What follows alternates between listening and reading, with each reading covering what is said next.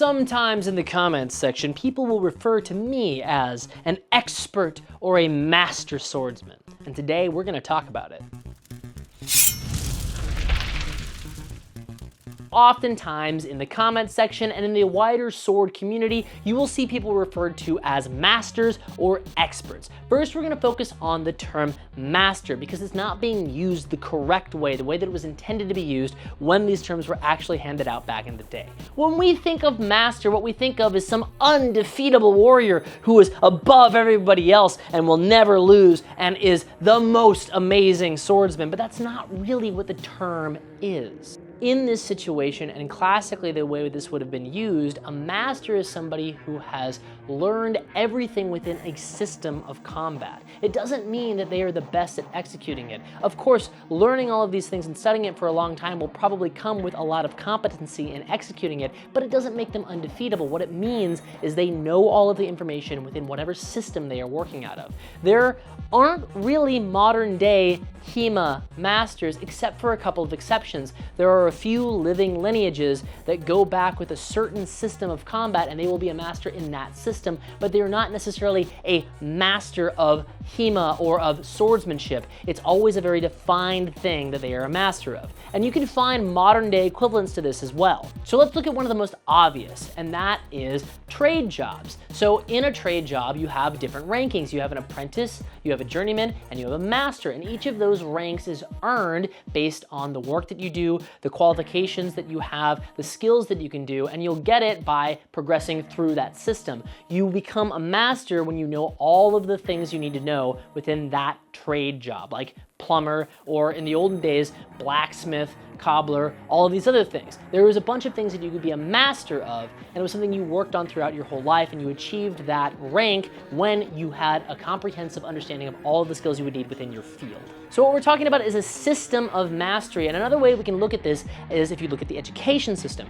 If you get a master's degree, you are required to fulfill a certain number of criteria in order for the university to issue the certificate of mastery for whatever field you're in. I have a master's degree in theater, and in order to get that, I had to take classes, I had to fill requirements, and now I have a master's under the authority of my university. And that's how I define myself, as a master of theater under the authority of the university that I went to. Circling back to swordsmanship, specifically modern day HEMA, we don't have a system in which people can become masters under. Now that's not to say we don't have talented people, but using the word master is deceptive. It doesn't have the same context it would have back in the day. Using it colloquially is kind of fine, but I find that if you're calling yourself a master, you probably aren't, unless you're working in one of these specific systems I talked about. But if you're just generally saying, oh yes, I'm a master swordsman, it's kind of sketch. I don't believe you. And this is one of the reasons why I fight back in the comments and make videos like this when people call me a master, because I am not. I have not fulfilled any specific criteria towards the path of mastery with any specific system. I'm a decent fencer. I'm still learning, but I'm nowhere near a master in any one system. This brings us to the term expert, and this one's a little bit different and a little bit trickier because expert has a variety of different definitions. Personally, I like to look at the term expert as conditional. What I mean by that is you are an expert in different situations depending on who you're around and what the topic is. For instance, if you are watching my videos online about swordsmanship, I probably am a sword expert to you, because my audience is mostly full of beginner fencers or people who aspire to be fencers but haven't done it yet.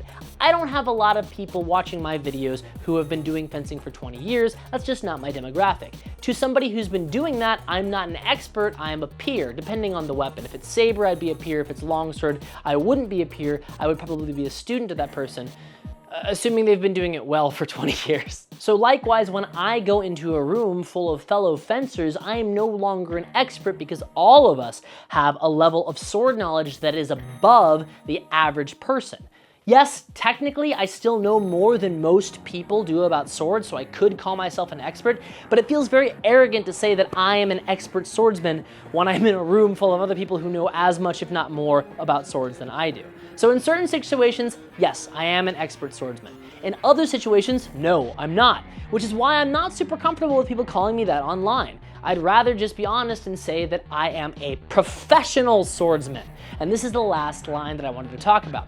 Saying that I am a professional is objectively true. It is my profession to do swordsmanship. I do it as an educational piece for you guys. I train very hard and go to tournaments, and I make money making videos about those things, and I teach it. That does make me a professional swordsman. Now, professional doesn't necessarily mean good. I could be a terrible swordsman but still make money off of it and do it as my full-time job. That would make me a professional, just a bad professional. So at the end of the day, when we're looking at these terms, it's important to understand the meaning behind them. No one in modern day fencing is a master swordsman unless we are talking about a specific system of swordsmanship that they have a lineage and a list of criteria that they have fulfilled. Additionally, there are many people who are expert swordsmen, but when you're in a room full of other people who are also expert swordsmen when compared to the general population, the term becomes iffy. That's why I like to call myself a professional swordsman. A professional sellsword. A big thank you to all of our Patreon and YouTube membership supporters. It is your support that allows us to make these videos. So as always, if you like what we do here and you want to see more of these videos, experiments, sparring, or just fun, silly, goofy memes, please consider supporting the channel for $1 a month on Patreon or on YouTube memberships. It really helps us make stuff, and we really do appreciate it. Thanks, and see you on the next one.